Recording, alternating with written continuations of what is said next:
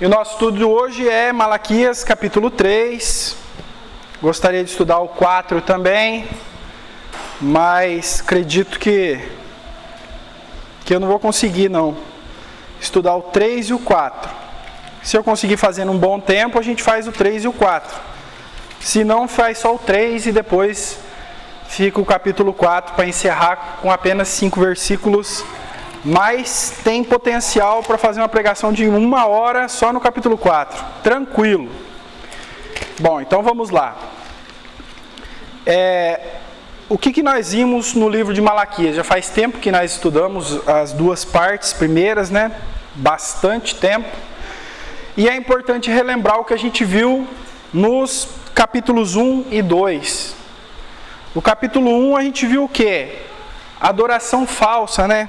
Que a gente chamou essa pregação de verdadeiro amor contra falso amor.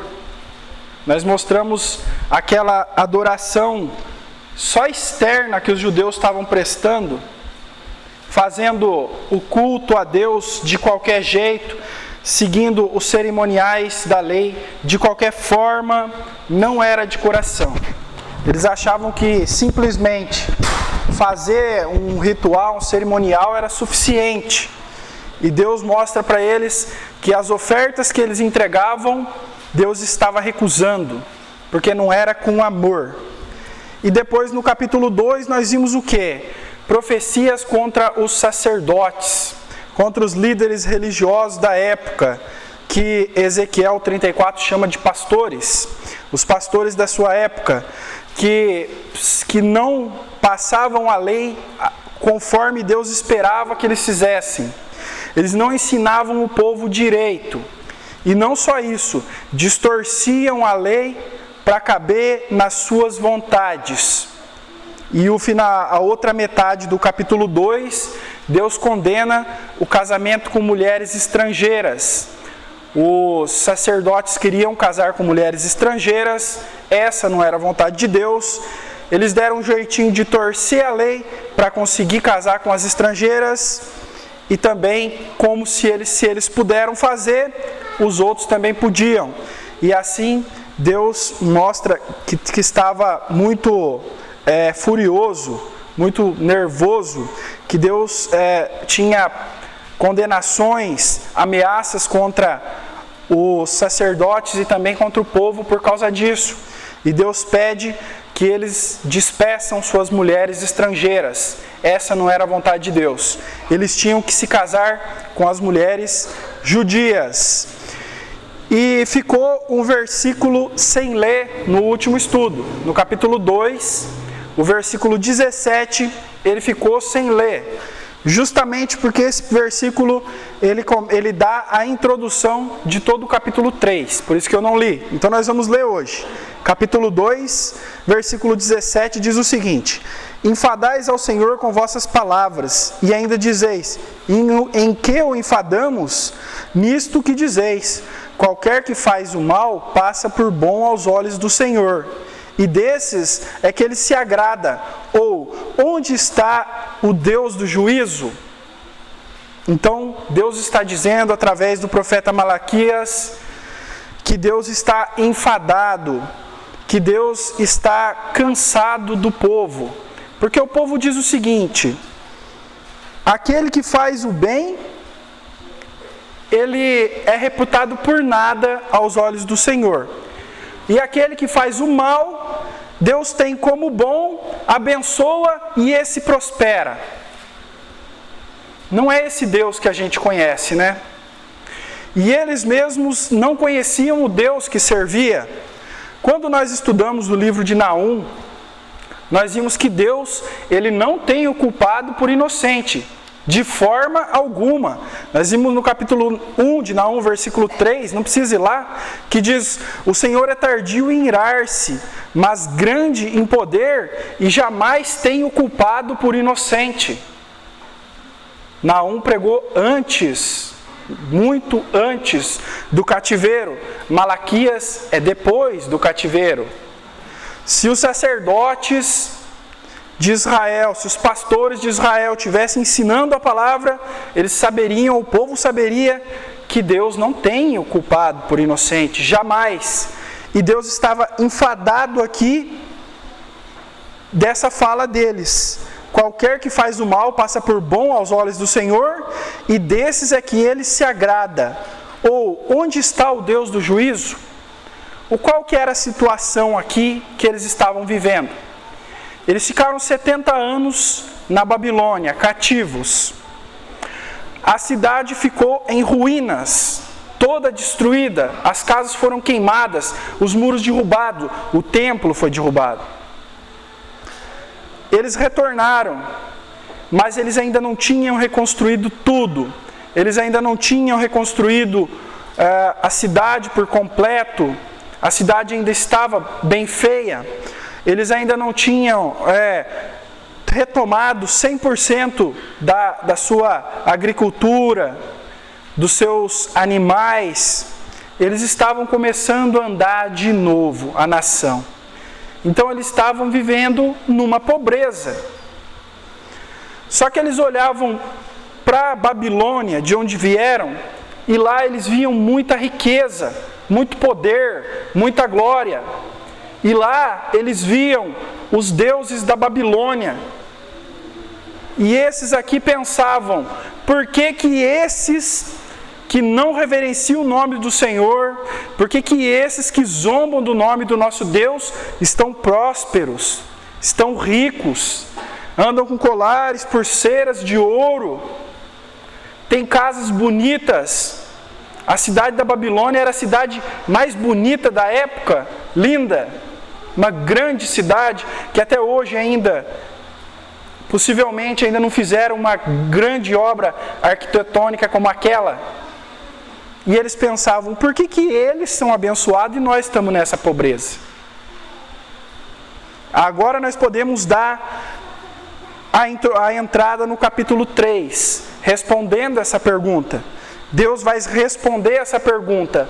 Como é que Deus vai devolver a prosperidade de Israel? Como é que Deus vai fazer Israel ser uma nação grande, forte, próspera de novo? A resposta está no capítulo 3. Vamos ler dos versículos... Vamos ver aqui. Versículos... Marquei, não marquei nada, né? Isso que é bacana. Beleza. Só o versículo 1. Eis que eu envio o meu anjo, que preparará o caminho diante de mim. E de repente virá ao seu templo o Senhor, a quem vós buscais.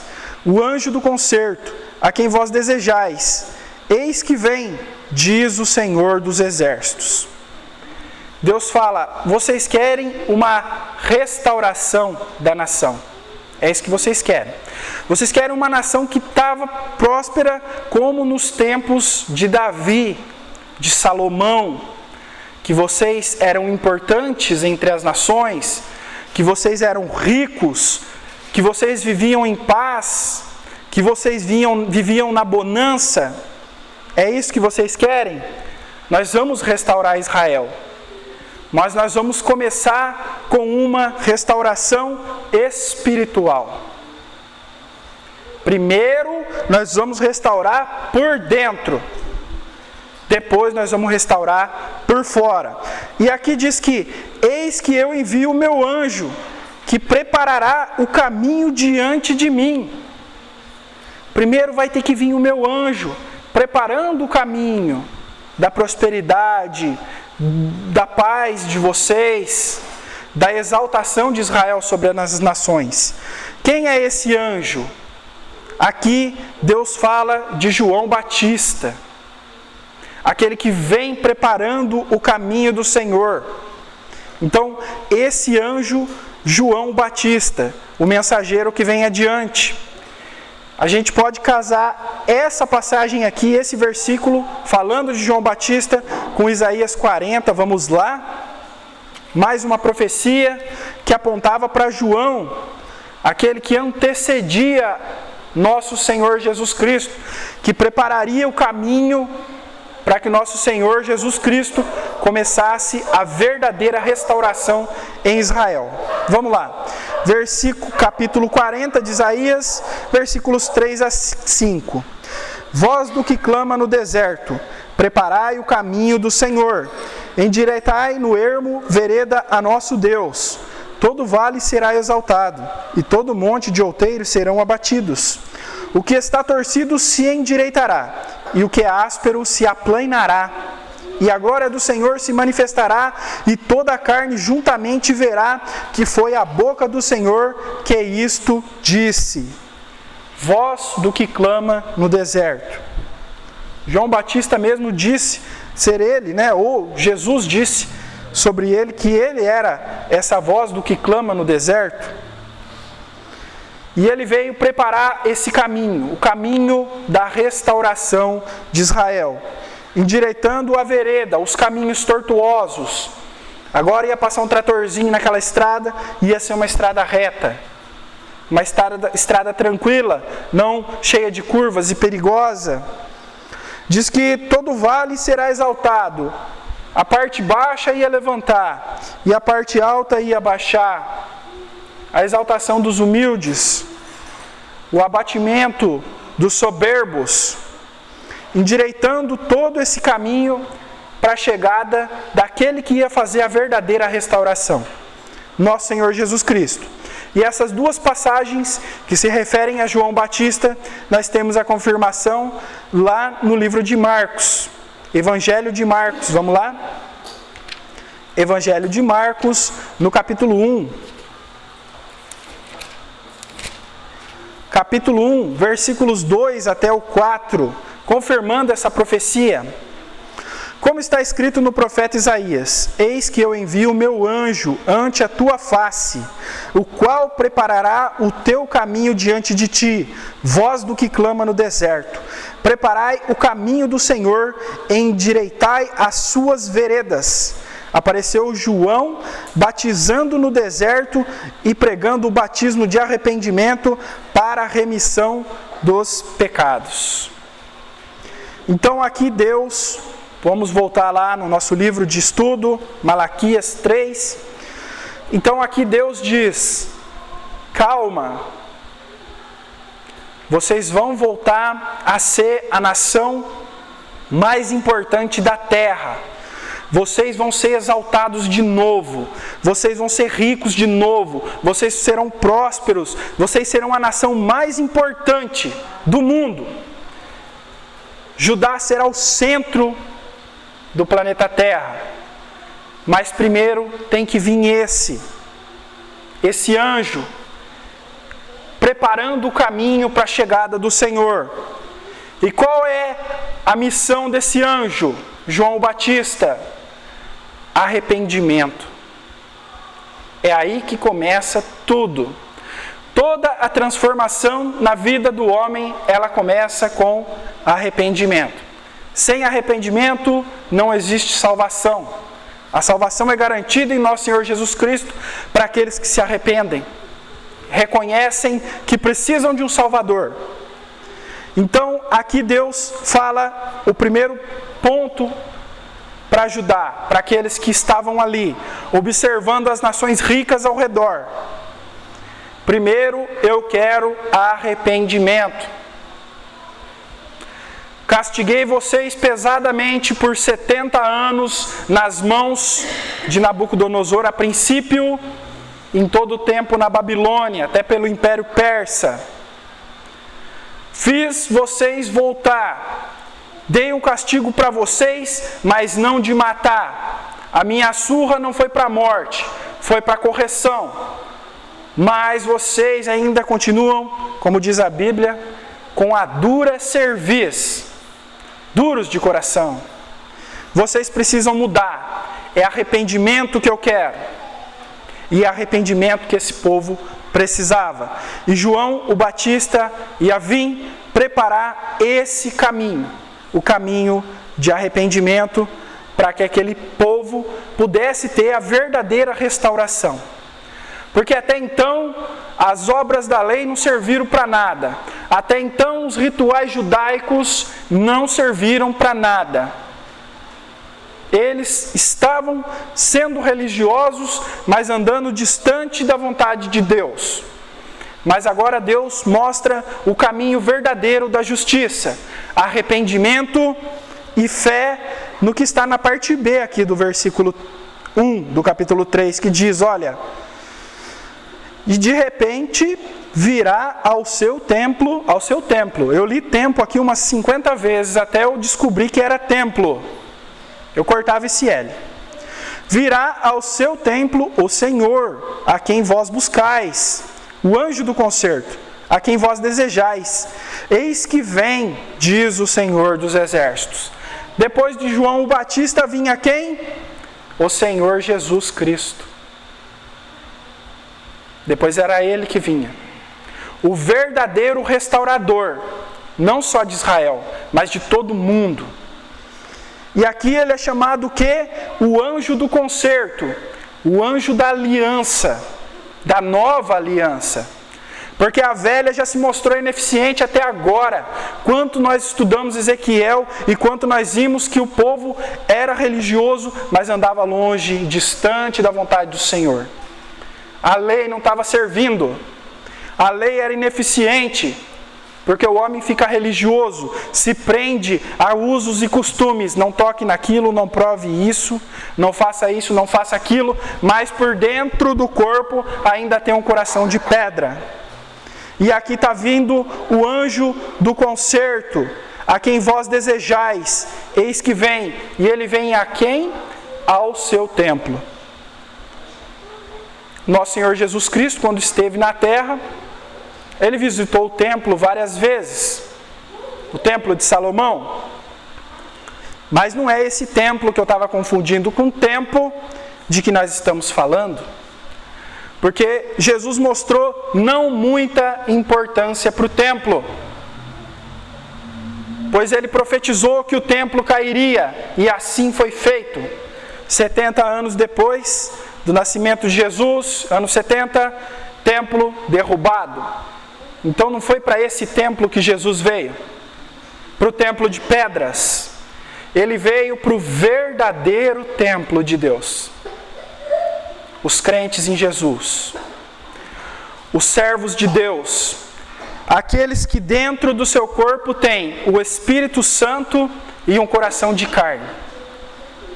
Diferente desses judeus que viviam na sua religiosidade e na arrogância e soberba do seu coração. Então, o anjo que vem ao seu templo é o nosso Senhor Jesus Cristo.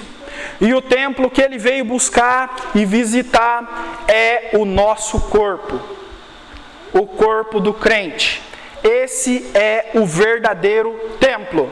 E os apóstolos aprenderam essa mensagem, entenderam essa mensagem, que o verdadeiro templo de Deus não é feito de pedras e tijolos, é feito de carne e osso. E esses ensinamentos nós vimos, em várias partes do Novo Testamento. Mas separar apenas uma para não tomar muito tempo. 1 Coríntios. Primeira carta do apóstolo Paulo aos Coríntios, capítulo 6, versículos 19 e 20.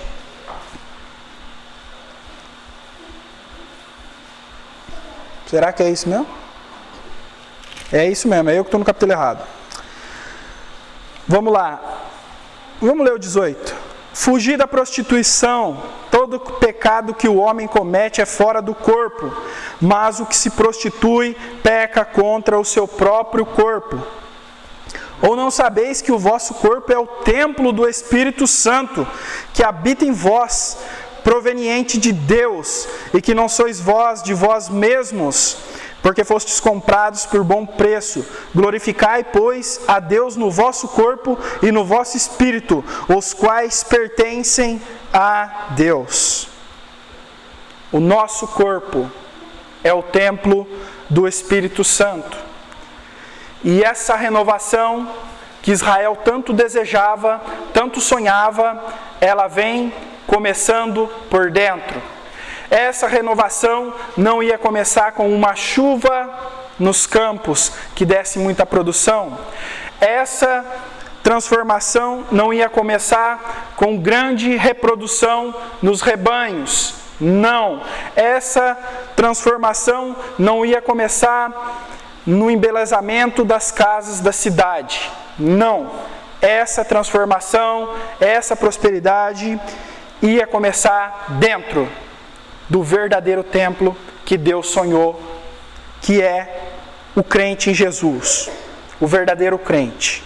Muito bem, entendido isso, vamos para a segunda leitura, capítulo 3 de Malaquias, versículos 3 até o 6. E assentar-se-á, afinando e purificando a prata, e purificará os filhos de Levi, e os afinará como ouro e como prata. Então ao Senhor trarão ofertas em justiça, e a oferta de Judá e de Jerusalém será suave ao Senhor, como nos dias antigos e como nos primeiros anos. E chegar-me-ei a vós para juízo, e serei uma testemunha veloz contra os feiticeiros, e contra os adúlteros, e contra os que juram falsamente, e contra os que defraudam o jornaleiro, e pervertem o direito da viúva e do órfão e do estrangeiro, e não me temem, diz o Senhor dos Exércitos, porque eu, o Senhor, não mudo. Por isso vós, ó filhos de Jacó, não sois consumidos. Então, o que Deus fala aqui? Nós vimos o quê? A primeira resposta da restauração. João Batista preparando o caminho, nosso Senhor Jesus Cristo vindo para cumprir a lei em nosso lugar. Versículos 3 a 6 é a destruição total dos ímpios agora. Agora Jesus está falando da restauração final, é da sua volta, é do fim dos tempos. E diz que assentar-se-á, afinando e purificando a prata, e purificará os filhos de Levi, como o ourives, que se assenta e com o fogo, naquele tempo eu não sei se era assim, mas hoje é o maçarico, né? Aquele fogo muito forte, ele derrete o ouro. E quando ele derrete o ouro, ele sabe quantos por cento tem de ouro, quantos por cento tem de outros metais. É por isso que ele coloca 18 quilates, né, nessa aliança. Eu acho que é 70% de ouro, 30% de outros materiais. Então agora ele se assenta para fazer o quê? Afinar e purificará os filhos de Levi. Os sacerdotes que antes foram aqui condenados, que receberam advertências duras, que receberam duras condenações da parte de Deus, agora ele diz que no fim dos tempos afinará eles. No fim do tempo ele vai provar com fogo quem é o que tem valor e quem é joia falsa, quem é bijuteria. É isso que ele está dizendo aqui. E os afinará como ouro e como prata. Então ao Senhor trarão ofertas em justiça.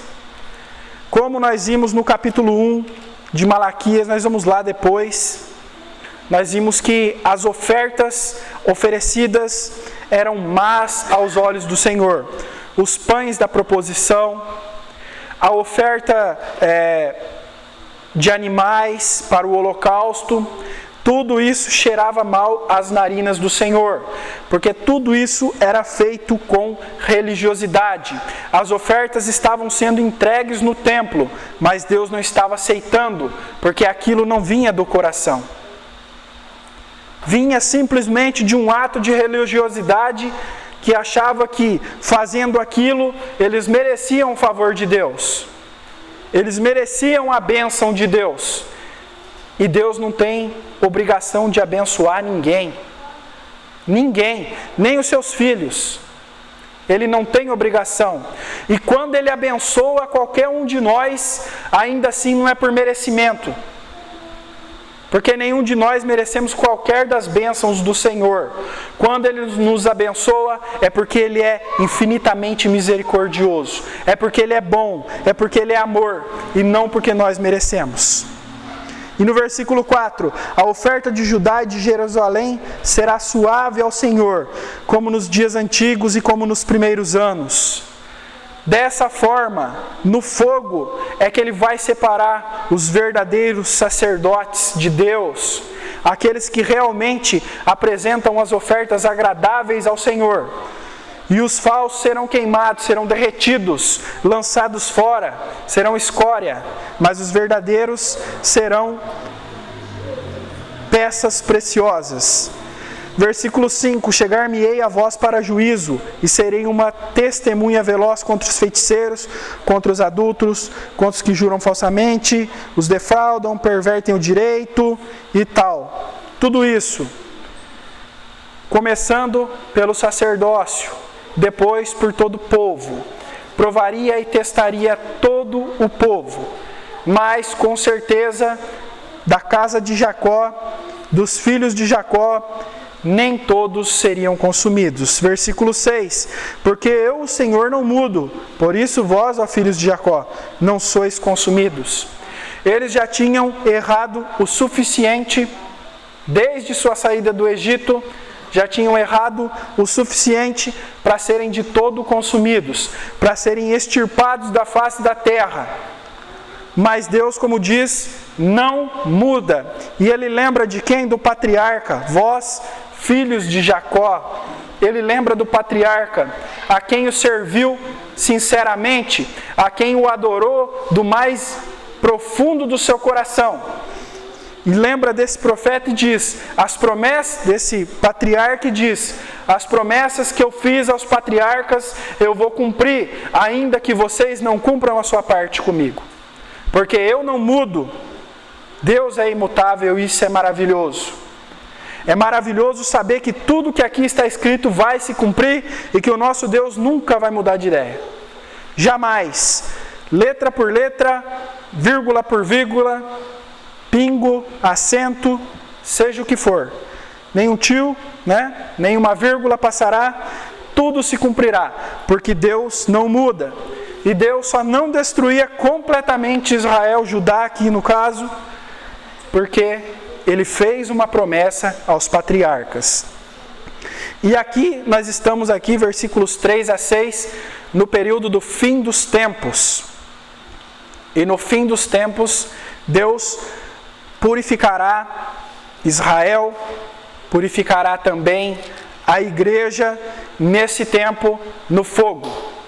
Hoje, Israel apóstata vive junto com Israel verdadeiro. Hoje, igreja apóstata vive junto com a igreja verdadeira. Só vai ser separado pelo meio do fogo. Assim como essa aliança tem ouro e tem outros metais também que não são ouro. Não se pode aqui a olho nu dizer o que tem de ouro e o que tem de outro metal. Até se essa for uma bijuteria, vocês não vão saber.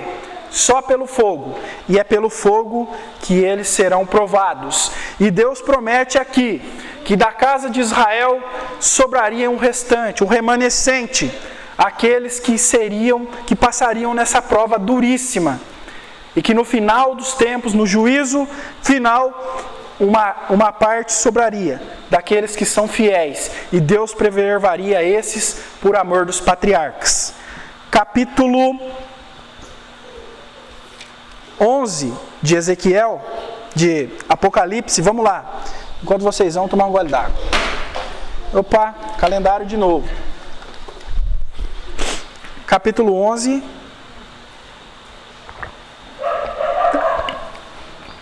Não, mentira, não é 11 não, é 14. Capítulo 14 de Apocalipse.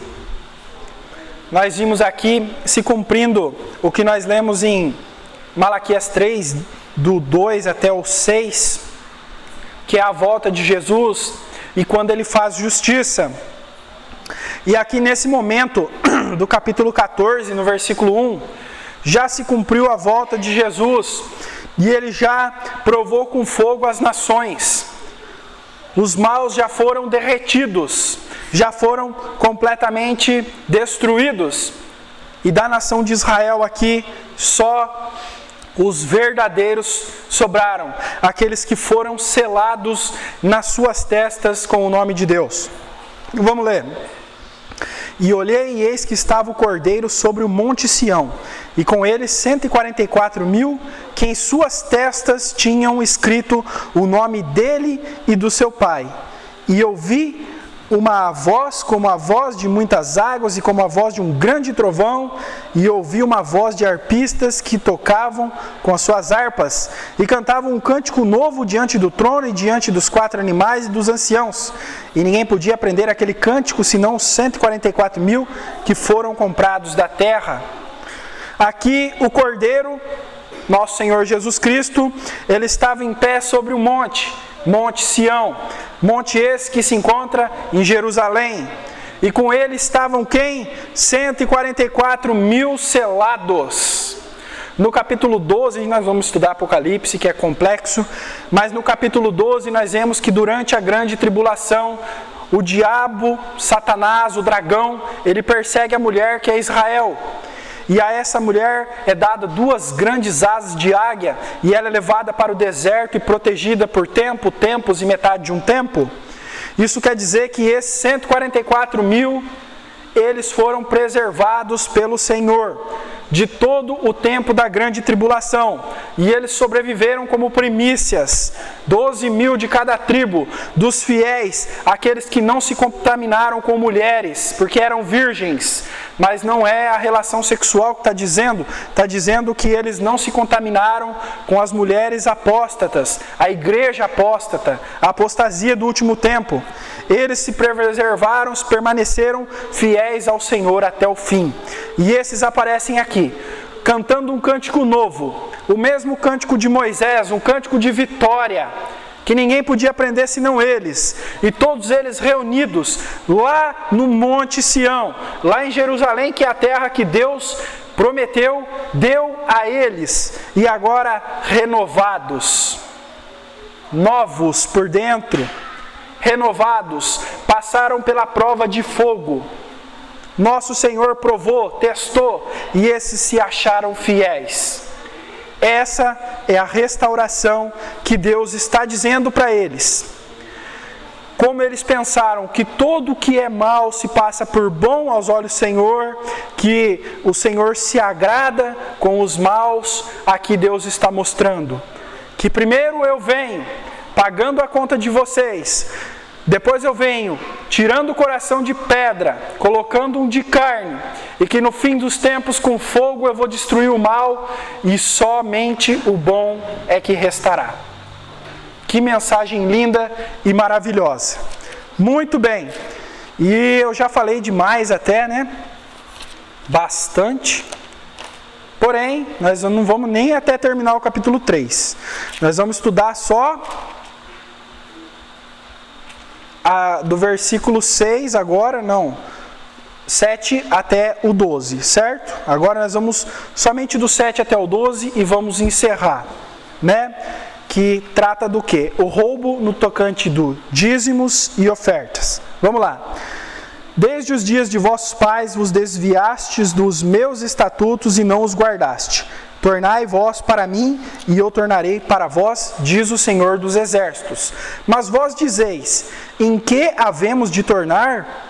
Roubará o homem a Deus? Todavia me roubais. E dizeis, em que te roubamos? Nos dízimos e nas ofertas alçadas. Com maldição sois amaldiçoados, porque me roubais a mim, vós toda a nação. Trazei todos os dízimos à casa do tesouro, para que haja mantimento na minha casa.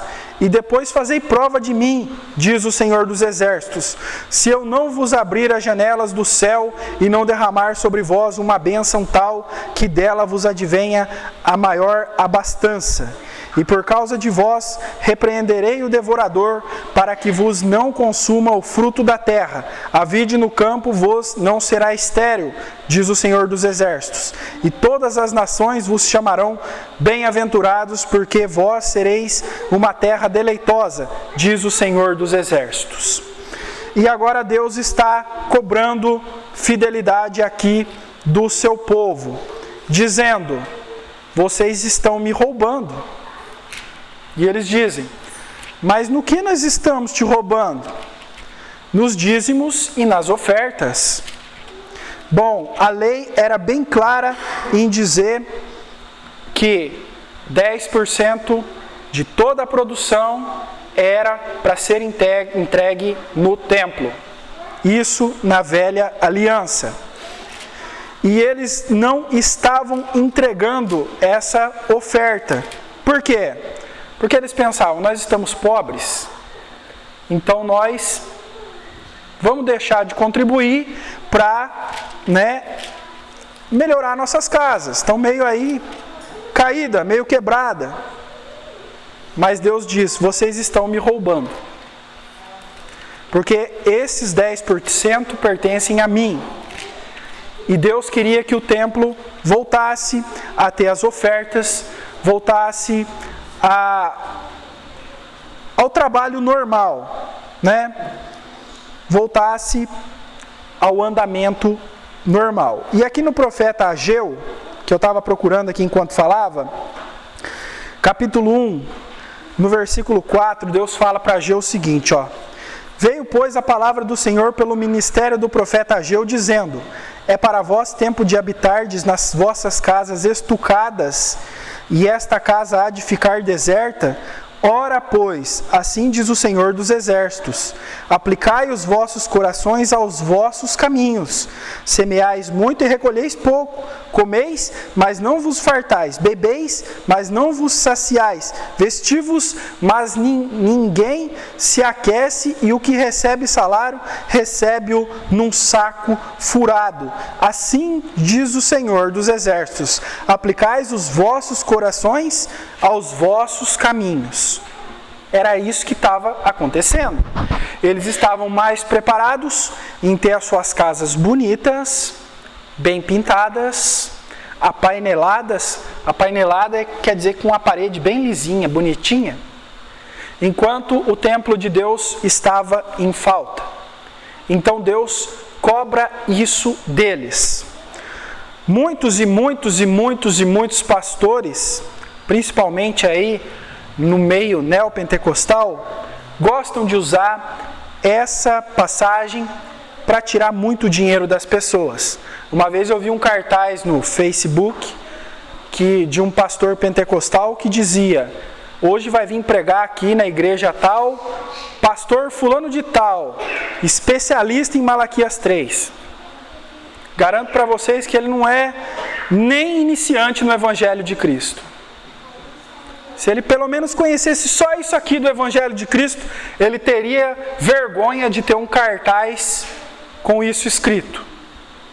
E aqui Deus fala para o povo da velha aliança, vocês precisam se preocupar mais com o templo do que com as vossas casas, porque adorando ao Senhor, as bênçãos serão tantas que depois as suas casas ficarão bonitas também, mas vocês colocam os seus interesses na frente dos interesses do Senhor. E isso é o roubar. Mas não é só o ofertar, como pregam nessa passagem. Não é só tirar do bolso e entregar que Deus está falando. Não é só isso. O que nós estudamos até agora, que Deus queria a transformação interna. É por isso que aqui no capítulo 1 de Malaquias, versículos 7 a 10, Deus fala que eles estavam ofertando, mas não da maneira correta. Olha aqui, ofereceis sobre o meu altar pão imundo e dizeis, em que te havemos profanado? Nisto que dizeis, a mesa do Senhor é desprezível. Colocava pão com fermento, talvez, ou não preparado conforme as medidas que mandava a lei. Versículo 8, porque quando trazeis animal cego para sacrificar, não faz mal, e quando ofereceis o coxo ou enfermo, não faz mal. Ora, apresenta ao teu príncipe, terá ele agrado em ti, ou aceitará da tua pessoa, diz o Senhor dos Exércitos. Trazem um animal cego, trazem um animal coxo para o sacrifício, e dizem, zombam de Deus, é para matar mesmo? Por que tem que ser um perfeitinho? Por que tem que ser o melhorzinho do meu rebanho, se é para chegar lá e degolar? Porque ele representava o perfeito que ia ser degolado, que não degolado, mas que seria morto pelos nossos pecados. Nosso Senhor Jesus Cristo, o Cordeiro perfeito. Por isso não podia oferecer um defeituoso. tinha que oferecer um perfeito. E aqui ele diz: agora, pois, suplicai o favor de Deus e Ele terá piedade de nós. Isso veio da vossa mão, aceitará Ele a vossa pessoa? Então Deus fala que eles estavam roubando por não dar as ofertas. Mas no capítulo 1, eles davam as ofertas. Mas essas ofertas não eram aceitas, porque não vinham de dentro do coração. Então esses pastores que constrangem as pessoas usando essa passagem, dizendo: olha, você tem que ofertar, senão o devorador vai corroer a sua carteira. Você tem que ofertar aqui na nossa igreja, tem que deixar o seu dízimo, a sua oferta na caixinha, para que Deus abençoe e abra as janelas do céu e você enriqueça. Ele está primeiramente cometendo um pecado, porque na nova aliança a oferta é de outra maneira, é diferente, nós vamos explicar ainda hoje, com a paciência dos irmãos. E aquelas ofertas também não são recebidas com valor para Deus. Porque se você oferta na obra do Senhor com medo, deixa eu ofertar porque senão a minha vida financeira vai falhar. Então já não valeu. Você está querendo trocar com Deus. Deus não trocou com você quando Ele ofereceu o Filho dele. Ele deu completamente por nós. Não foi uma barganha. Por isso que a salvação é pela graça. Ou aquele que diz: bom, eu vou fazer um negócio amanhã, então deixa eu deixar aqui os meus 10%, mais uma gorjetinha, mais uma oferta, que Deus vai abençoar o meu negócio amanhã, eu vou ser próspero. Trocar com Deus, não é isso que Deus quer. E aqui o profeta Malaquias, todo o capítulo, se você não começar do versículo 7 em diante e parar no 9, você vai entender que Deus quer uma oferta espiritual primeiro. Eu não estou falando que não devemos ofertar, não é isso. A oferta existe sim na nova aliança, mas não conforme manda a lei no Velho Testamento. Mas aquele que recebeu a transformação interior, aquele que foi transformado por dentro, ele exterioriza e ele entrega com amor, com o coração para Deus, sem querer nada em troca. Ele simplesmente quer ajudar, ele quer contribuir com a obra de Deus para que continue andando.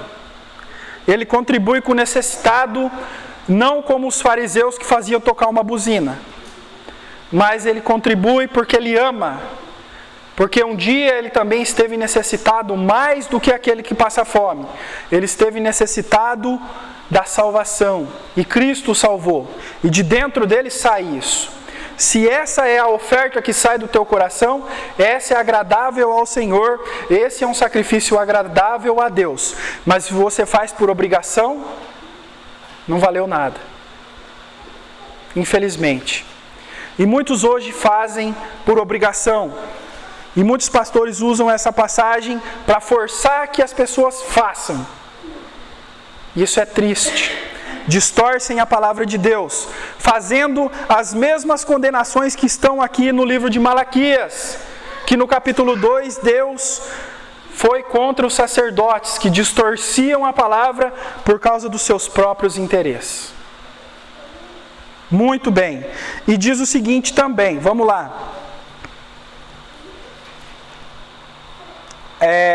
Deus, aqui fala do devorador, né? Onde está aqui? Nós estamos no 2 aqui ainda, né? Olha lá, versículo 11: e por causa de vós repreenderei o devorador, para que não vos consuma o fruto da terra, e a vide do campo vos não será estéril, diz o Senhor dos Exércitos. Quem é esse devorador? É um gafanhoto. E o gafanhoto naquela época era uma praga, que quando ele passava, ele arrasava tudo, destruía plantações. Nação que ele passava, essa nação ia ter fome por muito tempo. Ele destruía qualquer vegetal, acabava com tudo. E Israel já tinha sido, Judá já tinha sido ameaçada dessa praga no livro do profeta Joel. Não vou lá para não estender mesmo. Mas no livro do profeta Joel está lá a praga dos gafanhotos. E Joel anunciou essa praga, que uma nuvem, que eles viriam como fazendo sombra na terra durante o dia, que seria um exército numeroso que seria aí incontável. Aqui, vamos lá, Joel capítulo 1, 6 a 9, olha lá, a praga dos gafanhotos. Porque uma nação subiu sobre a minha terra, poderosa e sem número. Os seus dentes são dentes de leão, e tem queixadas de um leão velho. Fez da minha vide uma assolação, e tirou a casca da minha figueira, e despiu-a toda. A lançou por terra, os seus sarmentos se embranqueceram. Lamenta como a virgem que está cingida de saco pelo marido de sua mocidade. Foram cortadas a oferta de manjar e a libação da casa do Senhor. Os sacerdotes, servos do Senhor, estão entristecidos. O campo está assolado e a terra triste, porque o trigo está destruído, o mosto se secou, o óleo já falta. Vejam que a praga destruiu as vinhas, as árvores ficaram sem casca, ficaram branquinhas, as videiras foram jogadas no chão, o trigo já não existia mais. Essa era a promessa aqui no livro de Joel para aqueles que não se arrependessem, para que se o povo não mudasse. Mas não existe relato bíblico aqui de que no tempo de Joel até os tempos de Jesus ali tenha se cumprido essa profecia.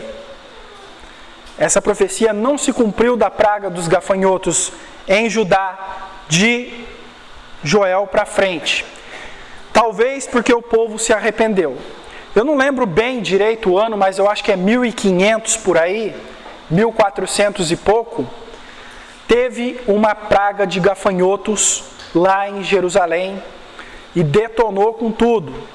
E tem até escritos ainda, porque é pouco tempo atrás, falando sobre essa terrível praga. Diz que escureceu e que tinha uma chuva de excremento de gafanhoto e que eles arrasaram com toda a plantação, com tudo. E as crianças que estavam no berço tiveram o rosto comido pelos gafanhotos. De tão terrível que foi essa praga. Talvez o cumprimento dela foi lá no ano de 1400, 1500, por aí. Mas aqui não se cumpriu. Talvez o povo aqui se arrependeu e passou aí a ofertar ao Senhor de coração. E para encerrar o estudo, nós vamos parar por aqui. Eu quero ler só mais uma passagem. Para esses pastores que gostam de extorquir as pessoas, de tirar o seu dinheiro, né? Talvez a estratégia melhor para ser usada é aquela de não ofertar, né? Era o que estava acontecendo aqui, nós vamos ver aqui no decorrer do livro, que eles deixavam de ofertar um pouco também para poder o sacerdote passar necessidade. Era um meio que eles usavam de castigar, né? E para esses pastores aí, que vivem aí iludindo as pessoas, se eles deixassem de dar a sua oferta também, eu queria ver se eles iam trabalhar por amor à obra ou se eles iam abandonar. Como são mercenários, com certeza iam abandonar. E nós que já estamos no tempo da transformação espiritual, a Igreja de Cristo, no que tange a esse assunto das ofertas, dos dízimos e de ofertas, hoje nós não precisamos mais de uma lei para reger o nosso coração e aquilo que devemos fazer. Hoje a lei do Espírito que mora no nosso coração é que nos move a fazer. 1 Coríntios capítulo 9, versículo 7, é isso? 2 Coríntios. 2 Coríntios 9, 7, como deve ser a contribuição na nova aliança. Diz o seguinte: cada um contribua segundo propôs no seu coração, não com tristeza ou por necessidade, porque Deus ama ao que dá com alegria, e Deus é poderoso para fazer abundar em vós toda a graça, a fim de que, tendo sempre em tudo toda a suficiência e abundez em toda boa obra. E aí, encerrando o estudo, fechando aí, com alguns minutos aí de atraso, mas o que Deus queria aqui, nessa mensagem, era transformar o coração dos homens, de dentro para fora, e essa transformação espiritual é que ia fazer eles cumprir a lei da forma devida. Obrigado por todos, pela atenção. O pastor tem a palavra.